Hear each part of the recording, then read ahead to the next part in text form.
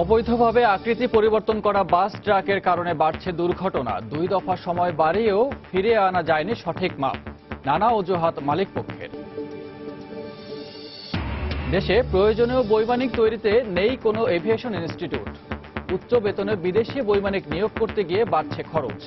উদ্যোগ নেয়ার কথা জানালেন বিমানমন্ত্রী। স্বাধীনতার 46 বছর পর বান্দরবানের দুর্গম থানচিতে পৌঁছেছে বিদ্যুতের আলো। পর্যটনের ব্যাপক প্রসারের সম্ভাবনা, কৃষি, স্বাস্থ্য ও শিক্ষাতেও উন্নয়নের প্রত্যাশা। এবং অপরিকল্পিত নগরায়নের সৌন্দর্য হারাচ্ছে সৈকত শহর কক্সবাজার। যত্রতত্র নির্মাণ করা হচ্ছে বহুতল হোটেল মোটেল। এখনই সমন্বিত ব্যবস্থা নেয়ার পরামর্শ।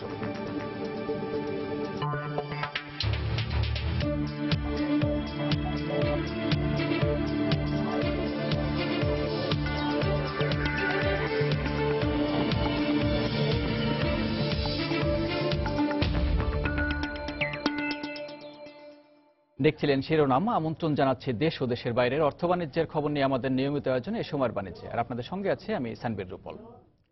2 দফা সময় বেঁধে দিয়েও অবৈধভাবে আকৃতি পরিবর্তন করা ট্রাক, লরি, কাভার্ড ভ্যান ও বাসগুলোকে নিয়ম মানাতে পারছে না বিআরটিএ।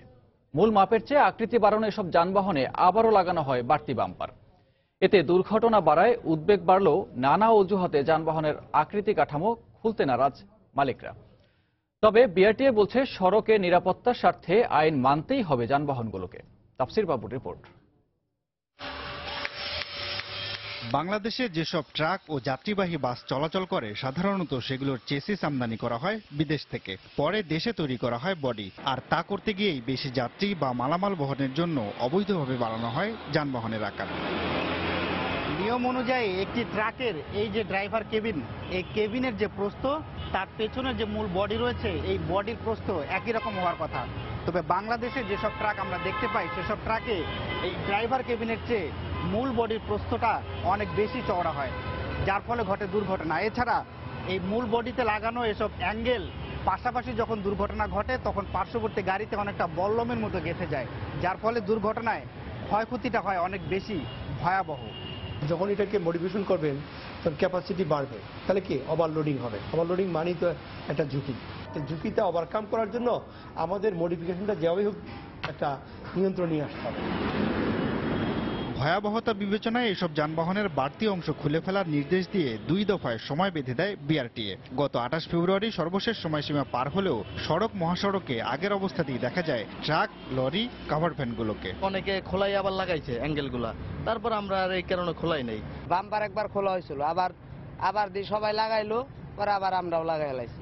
আরেক দফা সময় চেয়ে পরিবহন মালিক সমিতি বলছে, একবার বিআরটিএ থেকে ফিটনেস পাওয়ার পর এখন হঠাৎ করে যানবাহনের আকৃতি ঠিক করা কঠিন। যা যদি করতে যাই তাহলে প্রত্যেকটা গাড়ি বডি ভাঙতে হবে। আমাদের কথা হচ্ছে যখন নতুন বডি করবে তখন এই যে গভর্নমেন্ট স্পেসিফিকেশনটা তৈরি করে দেবে, এইভাবে হবে এবং সেই মতো যদি হয় সেই নজরদারিও গভর্নমেন্টের করতে হবে, অর্থাৎ বিআরটিএ কি করতে হবে। তবে বিআরটিএ বলছে শেষ পর্যন্ত আইন মানতেই হবে মালিকদের। ব্যবহারকারী তার নিজের প্রয়োজনে গাড়ি হয়তো কোনো জায়গায় প্রস্থে বৃদ্ধি করে, কোনো জায়গায় তার হাইটে বৃদ্ধি করে, কিন্তু সেই জিনিসগুলো সম্পূর্ণ অবৈধ। অবশ্যই এর বিরুদ্ধে আমরা অ্যাকশনে যাব।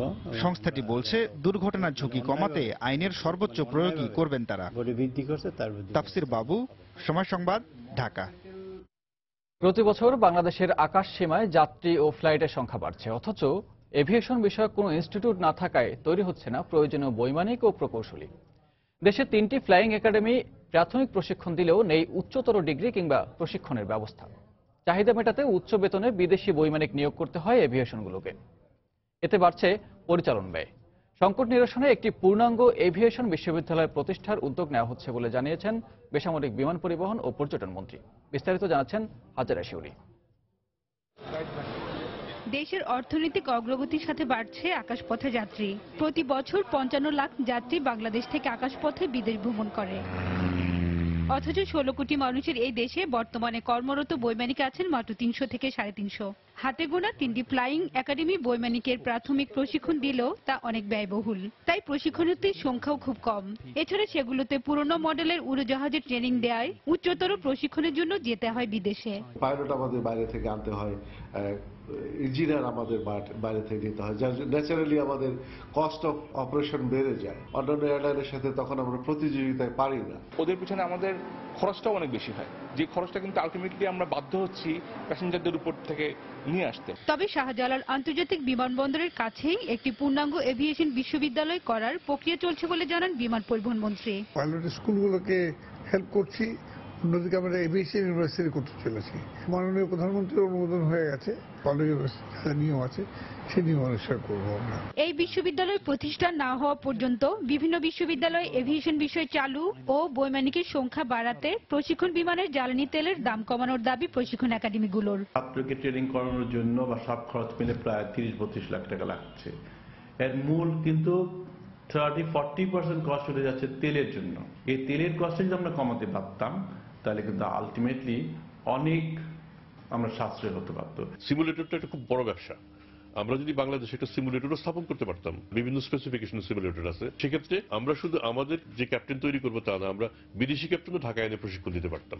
বর্তমানে বাংলাদেশে 3টি ফ্লাইং একাডেমি থেকে বছরে মাত্র 30 থেকে 40 জন পাইলট তৈরি হচ্ছে।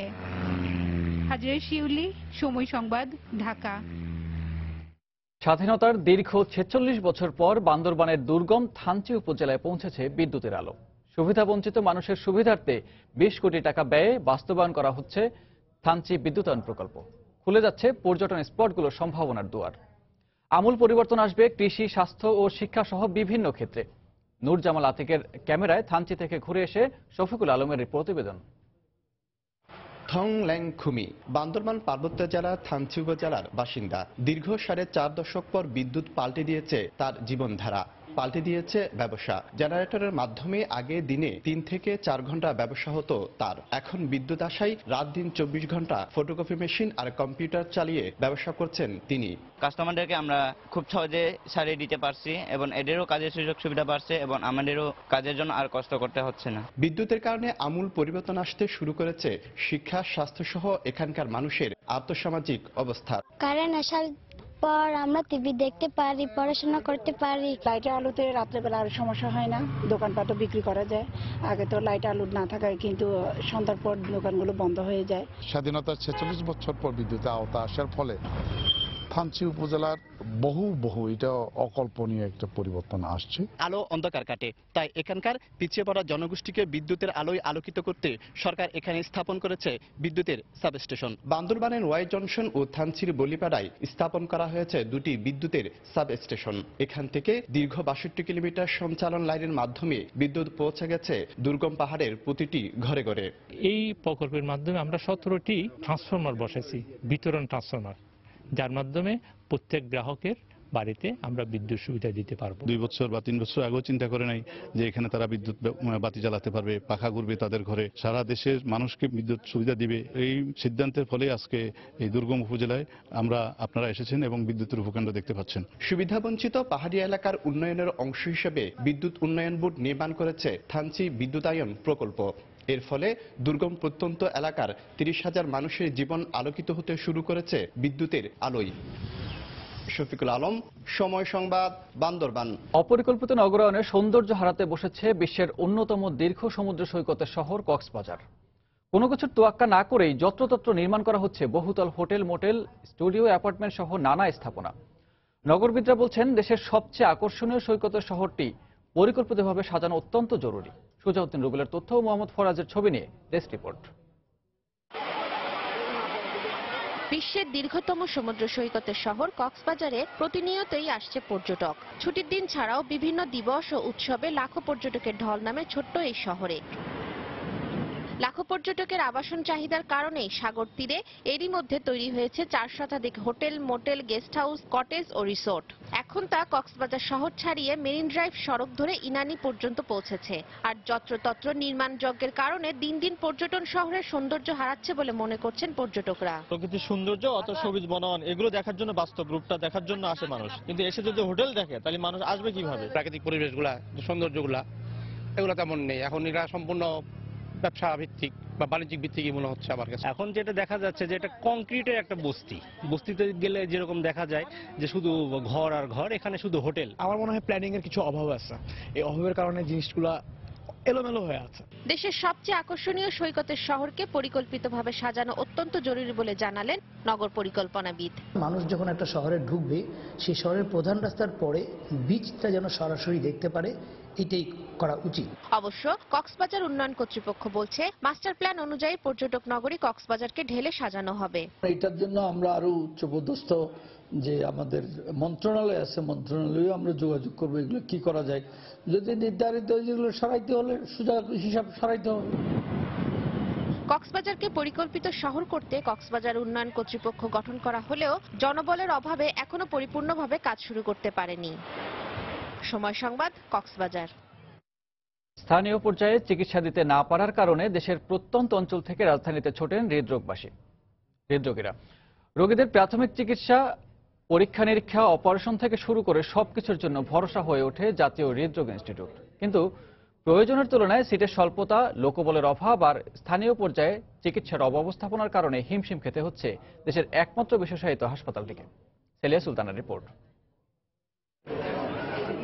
বারান্দা জুড়ে দুপাশে বেড ফেলে কোনো মতে রোগীদের সেবা দেওয়ার চেষ্টা করছে জাতীয় হৃদরোগ ইনস্টিটিউট ও হাসপাতাল। ওয়ার্ডগুলোতেও মেঝেতে জায়গা খালি পাওয়া যায় না, এমনকি পরীক্ষা নিরীক্ষা করতে গেলেও আলাদা কক্ষ দেয়া দুষ্কর। জায়গার অভাবে সেটিও চলে সিঁড়ির কাছে বা মেঝেতে।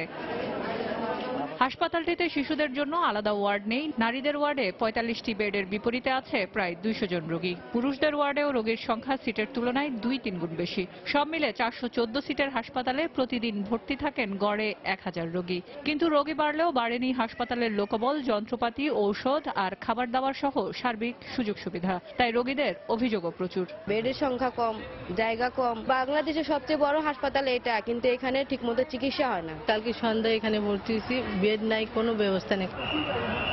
দেশের বিভিন্ন বিভাগীয় এবং জেলা শহরগুলোর সরকারি হাসপাতালগুলোতে হৃদরোগ বিভাগ থাকলেও সেখানে আসলে পরিপূর্ণ সেবা পান না রোগীরা। অন্যদিকে ছোট ছোট পরীক্ষা নিরীক্ষা করার জন্য হৃদরোগীদের আসতে হয় রাজধানীতে।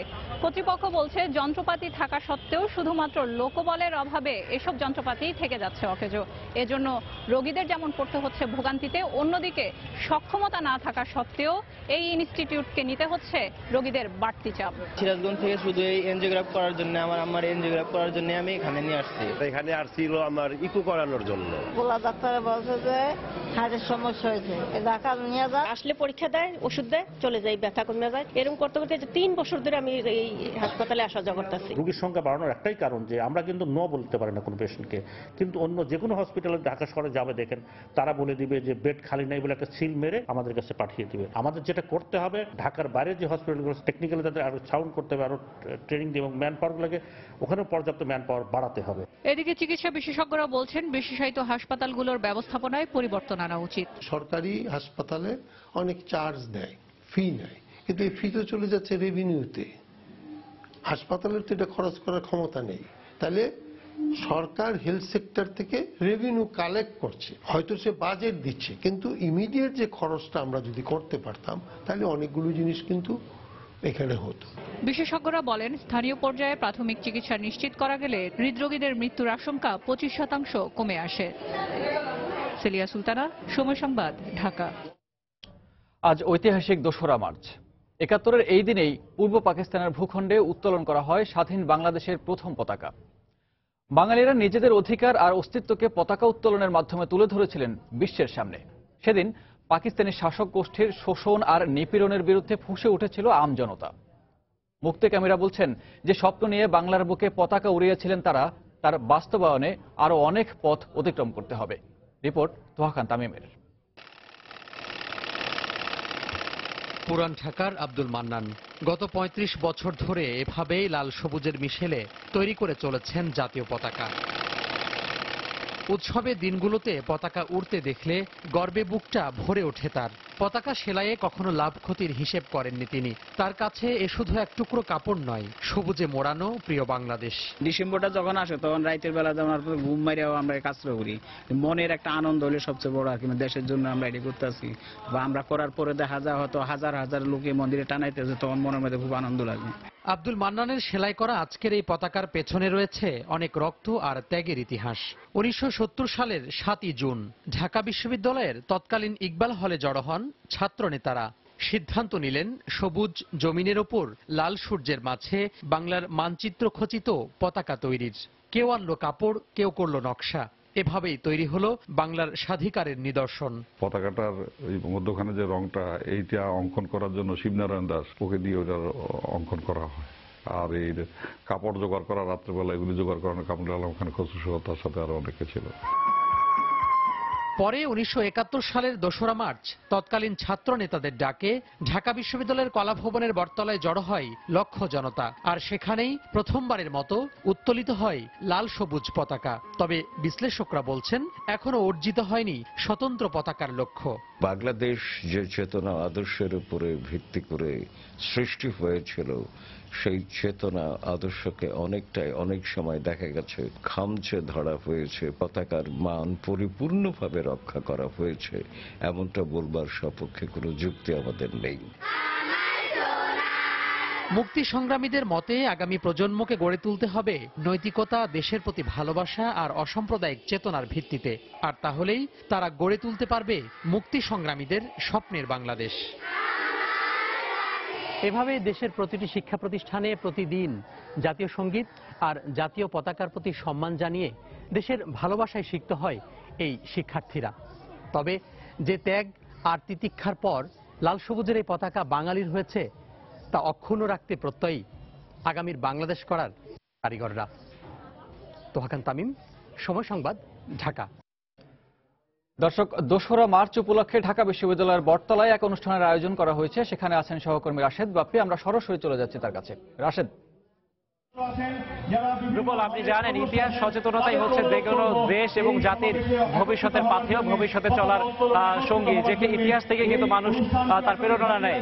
আর আপনি জানেন যে 1971 সালের আজকের এই দিনে ঢাকা বিশ্ববিদ্যালয়ের কলা ভবনের সামনের বটতলায় ছাত্র জনতা কিন্তু বাংলাদেশের প্রথম মানচিত্র খচিত একটি পতাকা উত্তোলন করেছিলেন, যার প্রেরণায় আমরা এখন দেখতে পাচ্ছি যে ঢাকা বিশ্ববিদ্যালয়ের চারুকলার, ঢাকা বিশ্ববিদ্যালয়ের কলা ভবনের যে বটতলা, সেই বটতলায় যেখানে 1971 সালের আজকের এই দিনে পতাকা উত্তোলন করা হয়েছিল, আমরা এখন সরাসরি দেখতে পাচ্ছি সেই জাতীয় সঙ্গীতের সঙ্গে পতাকা উত্তোলন করছেন ঢাকা বিশ্ববিদ্যালয়ের উপাচার্য আরিফিন সিদ্দিক স্যার। আমরা এখন সেটি দেখব।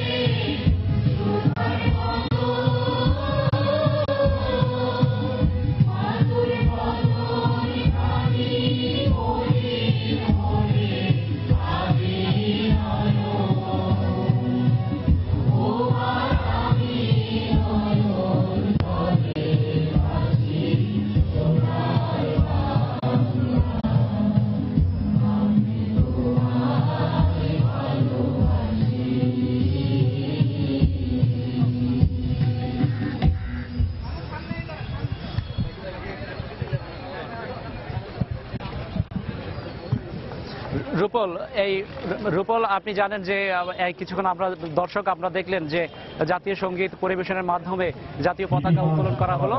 আর এই 1971 সালের যে ইতিহাস, সেই ইতিহাসই স্মরণ করলো আজ ঢাকা বিশ্ববিদ্যালয়ের কর্তৃপক্ষ, ঢাকা বিশ্ববিদ্যালয়ের পরিবার। আমরা সরাসরি সেই অনুষ্ঠানটি দেখলাম। রূপল, ফিরে যাচ্ছি স্টুডিওতে আপনার কাছে।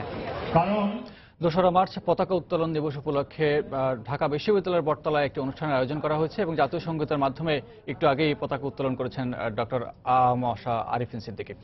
সেখান থেকে খবর জানাচ্ছিলেন আমাদের রিপোর্টার রাশেদ বাপ্পি। ডাক্তার কর্মচারী স্বল্পতা সহ নানামুখী সমস্যায় জর্জরিত বগুড়ার গাবতলী উপজেলা স্বাস্থ্য কমপ্লেক্স। অপারেশন থিয়েটার থাকলেও অপারেশন হয় না। অন্যদিকে এক্স-রে, ইসিজি মেশিন বিকল থাকায় অধিকাংশ পরীক্ষা নিরীক্ষা করতে হয় বেসরকারি ক্লিনিকে। আর কোয়ার্টারগুলোতে ডাক্তার নার্স না থাকায় অবহেলা আর অযত্নে নষ্ট হচ্ছে দালানগুলো। রবিউল ইসলামের ছবিতে বিস্তারিত জানাচ্ছেন মাজিদুর রহমান। বগুড়ার গাবতলী উপজেলার প্রায় 4.5 লাখ মানুষের একমাত্র চিকিৎসাস্থল উপজেলা স্বাস্থ্য কমপ্লেক্স। কিন্তু ডাক্তার, নার্স স্বল্পতা আর পরীক্ষা নিরীক্ষার মেশিন নষ্ট থাকায় কাঙ্ক্ষিত সেবা থেকে বঞ্চিত হচ্ছেন এলাকার মানুষ। পরীক্ষা নিরীক্ষার জন্য যেতে হচ্ছে আশপাশের ক্লিনিকে। অনেক গরিব রোগী এসব পরীক্ষা নিরীক্ষা করতে সর্বশান্ত হচ্ছেন। এছাড়া মেশিন খারাপ, বাইরে থেকে না করে নিয়ে আসে। আমার মাকে লিয়েছি ইমার্জেন্সি বলে এখানে আমি লিয়ে আসছি, সে মার আমি সেবা পাচ্ছি না। এটা কোন হাসপাতালে, কিরকম হাসপাতাল এটা? উপজেলা স্বাস্থ্য ও পরিবার পরিকল্পনা কর্মকর্তা সমস্যাগুলোর কথা অকপটে স্বীকার করে তা সমাধানের অনুরোধ জানান। স্বল্প ডাক্তার সুবিধা নিয়েই আমি সেবা দেওয়ার চেষ্টা করছি, কিন্তু তার সাথে আমার এখানে এক্স-রে মেশিনটা অনেকদিন ধরে নষ্ট, এখানে কলোরিমিটারটা নষ্ট, আমি এখানে প্যাথোলজিক্যাল কিছু রিপোর্ট করতে পারি না। আর সিভিল সার্জন জানালেন, ডাক্তার, নার্স সংকট এবং মেশিনপত্র নষ্ট হওয়া একটি চলমান বিষয়। সেখানে যদি কোনো অ্যাকিউট ক্রাইসিস হয়, সেটা ম্যানেজ করার জন্য পার্শ্ববর্তী উপজেলা বা অন্য ডিভিশন থেকেও ডাক্তার প্রদানের বিষয়টা বিবেচনাধীন থাকে। আর লজিস্টিকের বিষয় যেটা বললেন, যন্ত্রপাতির বিষয়, সেটাও চলমান প্রক্রিয়া। কোথাও যেমন এক্স-রে মেশিন গাবতলীতে নষ্ট ছিল, সেখান থেকে নিমু থেকে লোক এসে তারা দেখে গেছে। বগুড়া জেলার 12টি উপজেলা স্বাস্থ্য কমপ্লেক্স এবং উপস্বাস্থ্য কেন্দ্রগুলোতে 330 জন ডাক্তারের মধ্যে 145 জনই নেই, আর নার্স নেই 243 জনের মধ্যে 47 জন। মাজিদুর রহমান, সময় সংবাদ, বগুড়া। টেকসই উন্নয়ন লক্ষ্যমাত্রা এসডিজি অর্জনে জ্বালানি নিরাপত্তা, অবকাঠামো উন্নয়ন এবং দক্ষ মানব সম্পদ তৈরিতে সরকারকে বিশেষভাবে নজর দেওয়ার আহ্বান জানিয়েছেন Dhaka chamber of commerce and industries. গতকাল রাজধানীর মতিঝিলে ডিসিসিআই ভবনে আয়োজিত এক সেমিনারে আহ্বান জানান সংগঠনটির সভাপতি।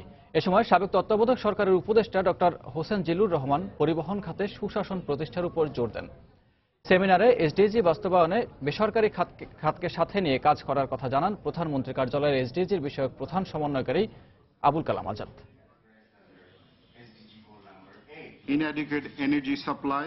অপর্যাপ্ত জ্বালানি, অবকাঠামো ও প্রযুক্তিগত সীমাবদ্ধতার পাশাপাশি দক্ষ মানব সম্পদের অভাব এসডিজি বাস্তবায়নের ক্ষেত্রে বড় বাধা। এসব চ্যালেঞ্জ উত্তরণে সরকারকে পর্যাপ্ত বিনিয়োগ করতে হবে, যাতে উচ্চ ব্যবসায়িক পরিচালন ব্যয় কমে। আজকে পরিবহনের যে ইস্যুটা, it's not a political governance issue, it's a growth governance issue. Road sector governance যদি অ্যাপ্রোপ্রিয়েট না হয়, the economy's wheels of the economy will not run. সরকার এবং প্রাইভেট সেক্টর সামনে একসঙ্গে যদি আমরা না যাই, তাহলে পরে এই যে যেটি বলেছেন যে this is our world, so its protection is our secret duty, এটা বাস্তবায়ন করা যাবে না। বিদেশি বিনিয়োগ বৃদ্ধি ও বাণিজ্য বাধা দূর করতে সুইডেন সহ ইউরোপীয় ইউনিয়নভুক্ত দেশগুলোর সহায়তা চেয়েছেন শিল্পমন্ত্রী আমির হোসেন আমু। গতকাল রাজধানীর একটি হোটেলে সুইডেন এম্বাসি আয়োজিত বাংলাদেশ স্মার্ট ম্যানুফ্যাকচারিং শীর্ষক এক সেমিনারে একথা বলেন মন্ত্রী। এ সময় সুইডেনকে অর্থনৈতিক অঞ্চলে বিনিয়োগেরও আহ্বান জানান তিনি। এ সময় তিনি তৈরি পোশাক খাতের মতোই অন্যান্য খাতেও শ্রমিক নিরাপত্তা ও কর্মস্থলে উন্নত পরিবেশ বজায় রাখতে সংশ্লিষ্ট সবাইকে আহ্বান জানান। সভায় সুইডেন অ্যাম্বাসেডর জোহান ফ্রাইসেল ও বাংলাদেশ ইনভেস্টমেন্ট ডেভেলপমেন্ট অথরিটি বিডার চেয়ারম্যান কাজী আমিনুল ইসলাম উপস্থিত ছিলেন।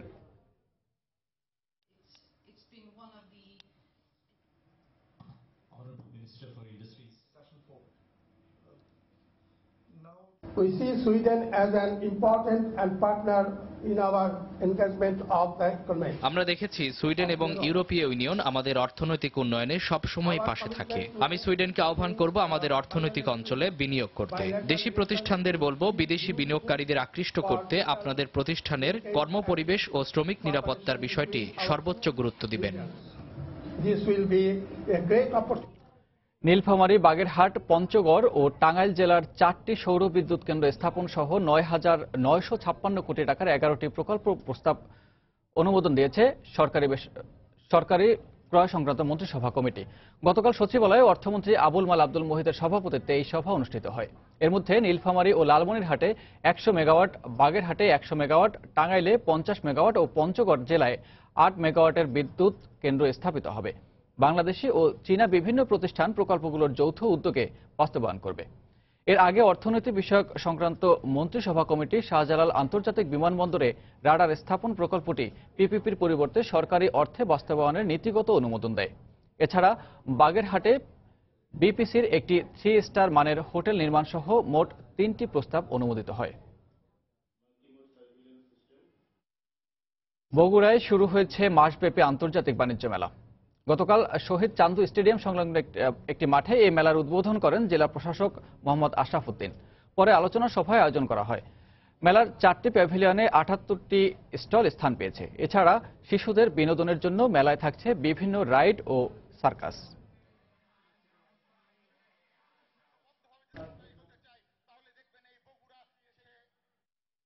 ক্ষুদ্র ও মাঝারি শিল্পের উন্নয়নে জামালপুর ও মৌলভীবাজারে আয়োজন করা হয়েছে 7 দিনব্যাপী এসএমই মেলার। জামালপুর শহরের বৈশাখী মেলার মাঠে জমে উঠেছে গত 24 ফেব্রুয়ারি থেকে শুরু হওয়া এসএমই ফাউন্ডেশনের মেলা। মেলা স্টলগুলোতে পাট ও চামড়াজাত সামগ্রী, পোশাক এবং গৃহস্থলী বিভিন্ন পণ্য কিনতে ভিড় করছেন ক্রেতারা। এছাড়া মেলায় আনন্দ উপভোগ করতে দূর দূরান্ত থেকে ছুটে আসছেন নানা বয়সীরা।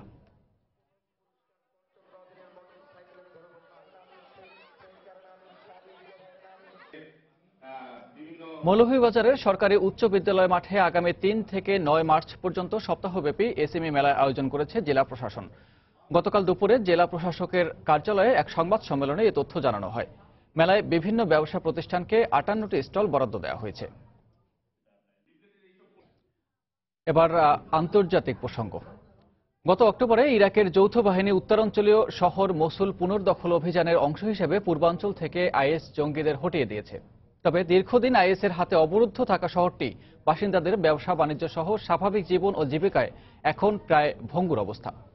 আইএসের হাত থেকে মুক্তি পেলেও অনিশ্চিত ভবিষ্যতের আশঙ্কায় দিন যাপন করছেন পূর্ব মসুলের অধিকাংশ মানুষ। প্রায় 2.5 বছর পর আইএসের দখলমুক্ত হলো পূর্ব মসুল। জঙ্গিমুক্ত হওয়ার পর শহরটিতে একটু একটু করে প্রাণ ফিরতে শুরু করলেও যুদ্ধ ও ধ্বংসের চিহ্ন দৃশ্যমান। বেঁচে থাকার তাগিদেই নতুন করে দোকানপাট খুলতে শুরু করেছেন স্থানীয় ব্যবসায়ীরা। তবে আইএসের হাতে প্রায় বন্দি জীবনের বিভীষিকা এখনো তাড়া করছে তাদের। জঙ্গিরা কারো কোনো অজুহাত শুনতো না। তাদের মতের বিরুদ্ধে কিছু হলেই অস্ত্র উঁচিয়ে এসে ধরে নিয়ে যেত। 2014 সালের জুনে মসুল দখলে নেয়ার পর আইএস শহরটির অলিগলি, বাজার, এমনকি ক্লাব ঘরে পর্যন্ত নিজেদের আধিপত্য বিস্তার করে। খেলাধুলায় প্রবল আগ্রহ থেকেই পূর্ব মসুলের মানাফ ইউনুস নামের এই ব্যক্তি বিলিয়ার্ড ক্লাব গড়েছিলেন। ইসলাম বিরোধী উল্লেখ করে ক্লাবটি বন্ধ করে দেয় আইএস। 2 বছরের ধুলোবালি সরিয়ে আবারও এতে প্রাণ ফিরিয়ে আনার চেষ্টা করছেন তিনি। আমি দীর্ঘ 40 বছরে ক্লাবটি গড়ে তুলেছি। গত 2 বছর ক্লাবটি বন্ধ থাকায় আমি নিঃস্ব হয়ে পড়েছি। নতুন করে সবকিছু শুরু করতে পারবো কিনা জানি না। ইরাকের দ্বিতীয় বৃহত্তম এই শহরটি দখলে নেওয়ার পর থেকেই ধূমপান, টিভি, রেডিও নিষিদ্ধ করে আইএস। পুরুষদের দাড়ি রাখতে ও নারীদের মাথা থেকে পা পর্যন্ত ঢেকে রাখতেও বাধ্য করে জঙ্গিরা। আইএসের ধ্বংসযজ্ঞ থেকে বাদ যায়নি শহরটির শিক্ষার প্রাণকেন্দ্র মসুল বিশ্ববিদ্যালয়ও। ক্লাসরুমের লন্ডভন্ড চেয়ার টেবিল ও পুড়ে যাওয়া বইপত্র এখনো আইএসের মর্টার হামলার সাক্ষী হয়ে আছে। লাইব্রেরিতে ঢুকে সাহিত্য, সংস্কৃতি ও দর্শনের অসংখ্য বই পুড়িয়েছে জঙ্গিরা। পরে আইএসের বিরুদ্ধে মার্কিন জোটের বিমান হামলায় আবারও ক্ষতিগ্রস্ত হয় বিশ্ববিদ্যালয়টির বিভিন্ন ভবন। পূর্ব মসুল আইএস মুক্ত হলেও পশ্চিমে এখনো জঙ্গিদের সঙ্গে যৌথ বাহিনীর তুমুল লড়াই চলছে। তাই এখনো আতঙ্কমুক্ত নন এখানকার অধিবাসীরা। তবে শিগগিরই পূর্ব মসুল থেকে আইএস বিতাড়িত হবে এমন আশায় দিন গুনছেন পূর্ব মসুলবাসী। দেলোয়ার হোসেন, সময় সংবাদ। বিশ্বের অন্যতম আকর্ষণীয় প্রযুক্তি মেলা মোবাইল ওয়ার্ল্ড কংগ্রেস শেষ হয়েছে আজ। বার্সেলোনার আয়োজিত 4 দিনব্যাপী এ মেলায় সর্বাধুনিক টেলিযোগাযোগ প্রযুক্তি প্রদর্শন করে 2200 প্রতিষ্ঠান। এই আয়োজনে বেশিরভাগ দর্শকের নজর কেড়েছে আগামী দিনের সম্ভাব্য 5G প্রযুক্তি। দেখে মনে হতে পারে কোনো 3D হলে মুভি দেখছেন এসব দর্শনার্থী। আসলে মোবাইল প্রযুক্তির বিশ্ব সম্মেলনে এসেছেন এরা। যেখানে স্যামসাং এর একটি বিনোদন কর্নারে অত্যাধুনিক মডেলের গিয়ার ভিআর হেডসেট পরে উপভোগ করছেন স্কুবা ডাইভিং, রোলার স্কেটিং এর মতো আনন্দ। এছাড়া এখানে প্রদর্শন করা হচ্ছে ভবিষ্যতের সম্ভাব্য প্রযুক্তির বহুমুখী ব্যবহার ও পণ্যের ধারণা। অন্য সব কিছুকে পেছনে ফেলে 5G'র প্রতি দর্শকদের আগ্রহ দেখা যায় সবচেয়ে বেশি। বিশেষজ্ঞরা বলছেন এ প্রযুক্তি মানুষের দৈনন্দিন জীবনেও বিভিন্ন কাজে লাগবে। অত্যাধুনিক অস্ত্রের দখল নিতে সারা বিশ্বে যে ধরনের প্রতিযোগিতা দেখা যায়, অনেকটা তেমনই ঘটতে যাচ্ছে 5G প্রযুক্তির ক্ষেত্রে। চীন, জাপান, কোরিয়া, আমেরিকা, ইউরোপ সবারই লক্ষ্য প্রথমে তাদের দেশে 5G'র যাত্রা শুরু হোক। এমন নয় যে এটি নিয়ে আপনি চলতে পারবেন, আপনার স্মার্টফোনে পাওয়ার আগেই 5G প্রযুক্তি চলে আসবে। তবে 2019-20 সালের দিকে নিশ্চিতভাবে কোনো যন্ত্রাংশ তৈরি হবে। ডায়াবেটিক রোগীর রক্তের শর্করা পর্যবেক্ষণ করার মতো মানুষের চিকিৎসায় লাগে এমন অনেক মোবাইল অ্যাপসও স্থান পেয়েছে প্রদর্শনীতে। আমরা এখানে দেখাচ্ছি যে আজকাল কিভাবে যোগাযোগ প্রযুক্তির উন্নয়ন ব্যবসা ও পণ্যের ধরনে পরিবর্তন আনছে, কিভাবে স্মার্টফোন ও ট্যাবলেটের কাটতি বেড়েছে। গাড়িতে, শিল্পে, ভোক্তা পর্যায়ে বিভিন্ন জায়গায় এখন এ ধরনের প্রযুক্তির ব্যবহার কিভাবে হচ্ছে এই প্রদর্শনীতে তার সব জানতে পারবেন। নির্ভুলভাবে বন্য প্রাণীর বিচরণ পর্যবেক্ষণ করতে পারে এমন প্রযুক্তিও এ প্রদর্শনীতে নিয়ে এসেছে জিএসএমএ নামে একটি প্রতিষ্ঠান। হরিপদ সাহা, সময় সংবাদ। যুক্তরাষ্ট্রের নিউ ইয়র্কে হয়ে গেল আকর্ষণীয় খেলনার প্রদর্শনী। যুক্তরাষ্ট্র সহ বিশ্বের বিভিন্ন দেশে খেলনা নির্মাতা প্রতিষ্ঠান এ মেলায় অংশ নিয়েছে। নানা ডিজাইন আর চোখ ধাঁধানো হরেক রকমের খেলনা এবারের প্রদর্শনীতে স্থান পেয়েছে। মেলায় সবচেয়ে বেশি জনপ্রিয়তা পেয়েছে হলিউডের সিনেমার চরিত্রের আদলে তৈরি পুতুল। জনপ্রিয় পুতুল বারবির কথা কেনা জানে। বারবি বলতেই চোখের সামনে ভেসে ওঠে নিখুঁত দেহ সৌষ্ঠব, নীল চোখ আর সোনালী চুলের এক নারীর প্রতিচ্ছবি। প্রতি বছরের মতো এবারও যুক্তরাষ্ট্রের নিউ ইয়র্কে আয়োজন করা হয়েছে খেলনা প্রদর্শনীর। এবারের মেলায় বারবি ছাড়াও স্থান পেয়েছে অ্যানিমেশনের জনপ্রিয় সব গেম শো ও বাহারি রকমের যানবাহন। এসব গেম স্মার্টফোন ও আইপ্যাডে খেলার পাশাপাশি মেলায় রাখা হয় এদের ভাস্কর্য। যুক্তরাষ্ট্রের ইতিহাস ও ঐতিহ্য মাথায় রেখে নানা ডিজাইন আর সুনিপুণ কারুকাজে তৈরি করা হয় বিভিন্ন ধরনের পুতুল। এবছর আমরা সবচেয়ে বেশি তৈরি করেছি নানা ধরনের দ্রুত গতির যানবাহন। এই ধরনের খেলনা বাচ্চারা খেলতে অনেক পছন্দ করে। এছাড়াও স্মার্টফোনে খেলার জন্য বিভিন্ন ধরনের গেমসের অ্যাপস নির্মাণ করেছি আমরা। এবারের মেলায় বেশি জনপ্রিয়তা পেয়েছে হলিউড মুভির চরিত্রের আদলে তৈরি খেলনা পুতুল, যেগুলোতে Spiderman, Power Ranger, Guardians of the Galaxy, Cars 3 সহ নানা চরিত্র ফুটিয়ে তোলা হয়েছে। যুক্তরাষ্ট্রের খ্যাতনামা সব খেলনা নির্মাতা প্রতিষ্ঠান ছাড়াও বিশ্বের বিভিন্ন দেশের নামিদামি প্রতিষ্ঠান প্রদর্শনীতে অংশ নিয়েছে। আয়োজকদের প্রত্যাশা, মেলায় অংশ নেওয়া খেলনাগুলো নতুন বছরে জনপ্রিয়তা পাবে। রবিউল ইসলাম আওলাদ, সময় সংবাদ। দর্শক, এবার জানিয়ে দেব ঢাকা স্টক এক্সচেঞ্জের লেনদেন পরিস্থিতি। লেনদেনের খবর জানতে আমরা সরাসরি চলে যাচ্ছি ডিএসইর অফিসিয়াল ওয়েবসাইটে। ডিএসইর অফিসিয়াল ওয়েবসাইটে আজ সকাল থেকে 10:30 থেকে লেনদেন শুরু হয়েছে। তারপর থেকে এখনো পর্যন্ত যে অবস্থা দেখতে পাচ্ছে তা হচ্ছে ডিএসই এক্স অর্থাৎ প্রধান সূচক, সেটি এখন অবস্থান করছে 5,598 পয়েন্টে এবং ডিএসই এস অর্থাৎ সরিয়া ভিত্তিক সূচক এটি এখন অবস্থান করছে 1,305 পয়েন্টে এবং ডিএসই 30 এখন অবস্থান করছে 2,022 পয়েন্টে। এখন দেখা যাচ্ছে যে প্রথম 1 ঘন্টার যে লেনদেন পরিস্থিতি তাতে তিনটি সূচকেই এখন ঊর্ধ্বমুখী অবস্থার মধ্য থেকে লেনদেন কাজ করছে। এরপরে জানিয়ে দিচ্ছি টাকার অঙ্কে লেনদেনের পরিমাণ। এখনো পর্যন্ত যে লেনদেন হয়েছে তাতে টাকার অঙ্কে লেনদেন হয়েছে 235 কোটি টাকা। দর বেড়েছে 100টি প্রতিষ্ঠানের, দর কমেছে 117টি প্রতিষ্ঠানের এবং অপরিবর্তিত রয়েছে 75টি প্রতিষ্ঠানের দর। এরপরে আমরা জানিয়ে দিতে চাই টপ 20 শেয়ার লেনদেনের খবরাখবর। টপ 20 শেয়ার লেনদেনের আজকে যে খবরাখবর আছে তাতে প্রথম অবস্থান করছে লঙ্কা বাংলা ফিন্যান্স এবং লঙ্কা বাংলা ফিন্যান্স একটি এখন সবশেষ লেনদেন করেছে 62 টাকা 30 পয়সা দরে এবং সর্বোচ্চ দরে উঠেছিল 63 টাকা 20 পয়সায়। সর্বনিম্ন 61 টাকায় লেনদেন হয়েছে এই লঙ্কা বাংলা ফিন্যান্সের এবং গতকাল এই প্রতিষ্ঠানটি 62 টাকা 50 পয়সায় লেনদেন শেষ করেছে। 2 নম্বর অবস্থান আছে বেক্সিমকো ফার্মায়। বেক্সিমকো অবস্থান করছে দ্বিতীয় অবস্থানে, যেটি সবশেষ লেনদেন করেছে 34 টাকা 80 পয়সায়। সর্বোচ্চ দর উঠেছিল এই প্রতিষ্ঠানটির 35 টাকা 20 পয়সায় এবং গতকাল এই প্রতিষ্ঠানটি 34 টাকা 90 পয়সায় লেনদেন শেষ করেছে। তৃতীয় অবস্থানে দেখতে পাচ্ছি বারাকা পাওয়ার লিমিটেড, এটি 50 টাকা 50 পয়সায় সবশেষ লেনদেন করেছে এবং দেখা যাচ্ছে যে 50 টাকা 90 পয়সায় সর্বোচ্চ দর উঠেছিল এবং দেখা যাচ্ছে যে লেনদেন করেছে গতকাল 50 টাকা 40 পয়সায়।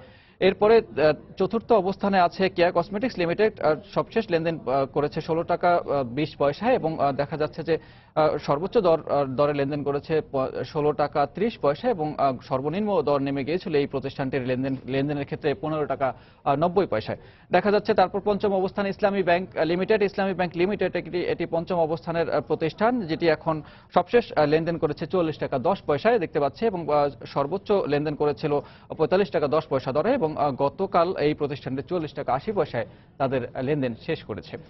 এরপরে ষষ্ঠ অবস্থানে ন্যাশনাল টিউবস লিমিটেড 137 টাকা 90 পয়সা যার সবশেষ লেনদেন মূল্য এবং সর্বোচ্চ 139 টাকায় লেনদেন করেছে এই প্রতিষ্ঠানটি এবং গতকাল এই প্রতিষ্ঠানটি 134 টাকা 50 পয়সা লেনদেন শেষ করেছিল। অর্থাৎ দেখা যাচ্ছে যে গতকাল থেকে আজ পর্যন্ত এই প্রতিষ্ঠানটির দর বেশ কিছুটা বেড়েছে।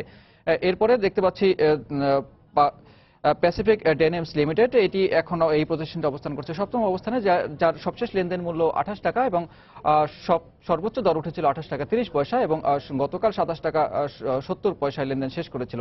অর্থাৎ দেখা যাচ্ছে যে গতকাল থেকে আজ শুরুতেই কিছুটা লেনদেন বাড়লেও পরবর্তীতে আবার কিন্তু লেনদেনের টাকার অঙ্কে কিছুটা কমেছে এই প্রতিষ্ঠানটির দর। দেখা যাচ্ছে যে তারপরের ধারাবাহিকভাবে আমি কয়েকটি প্রতিষ্ঠানের নাম জানিয়ে দিতে চাই। অষ্টম অবস্থানে আছে শাসা ডেনিমস লিমিটেড, নবম অবস্থানে অবস্থান করছে টপ 20-র অ্যাক্টিভ ফাইন্যান্স, দশম অবস্থানে আছে আর.এন. স্পিনিং মিলস লিমিটেড এবং 11তম অবস্থানে RSRM স্টিল মিলস লিমিটেড অবস্থান করছে 11তম অবস্থানে এবং SIBL লিমিটেড এটি অবস্থান করছে 12তম অবস্থানে। এরপরে 13 নম্বর অবস্থানে অবস্থান করছে ফার কেমিক্যাল লিমিটেড কোম্পানিটি এবং 14 নম্বর অবস্থানে লাফার্জ সুরমা লিমিটেড এবং 15 নম্বরে টপ 20 শেয়ারের অবস্থান করছে সালফো কেমিক্যালস লিমিটেড। এই ছিল টপ 20 শেয়ার লেনদেনের এখন পর্যন্ত খবরাখবর এবং ডিএসসিরও এখন পর্যন্ত লেনদেনের সবশেষ খবরাখবর। আবারও জানিয়ে দিচ্ছি এই সময়ের বাণিজ্যের শিরোনাম। অবৈধভাবে আকৃতি পরিবর্তন করা বাস ট্রাকের কারণে বাড়ছে দুর্ঘটনা, 2 দফা সময় বাড়িয়েও ফিরিয়ে আনা যায়নি সঠিক মাপ, নানা অজুহাত মালিকপক্ষের। দেশে প্রয়োজনীয় বৈমানিক তৈরিতে নেই কোনো এভিয়েশন ইনস্টিটিউট, উচ্চ বেতনে বিদেশি বৈমানিক নিয়োগ করতে গিয়ে বাড়ছে খরচ, উদ্যোগ নেয়ার কথা জানালেন বিমানমন্ত্রী। স্বাধীনতার 46 বছর পর বান্দরবানের দুর্গম থানচিতে পৌঁছেছে বিদ্যুতের আলো, পর্যটনের ব্যাপক প্রসারের সম্ভাবনা, কৃষি, স্বাস্থ্য ও শিক্ষা খাতে উন্নয়নের প্রত্যাশা এবং অপরিকল্পিত নগরায়নে সৌন্দর্য হারাতে বসেছে সৈকত শহর কক্সবাজার, যত্রতত্র নির্মাণ করা হচ্ছে বহুতল হোটেল মোটেল, এখনই সমন্বিত ব্যবস্থা নেয়ার পরামর্শ। এই ছিল এই সময়ের বাণিজ্যে। যে কোনো খবর পেতে ভিজিট করুন সময় নিউজ.tv আর সঙ্গে থাকুন সময়।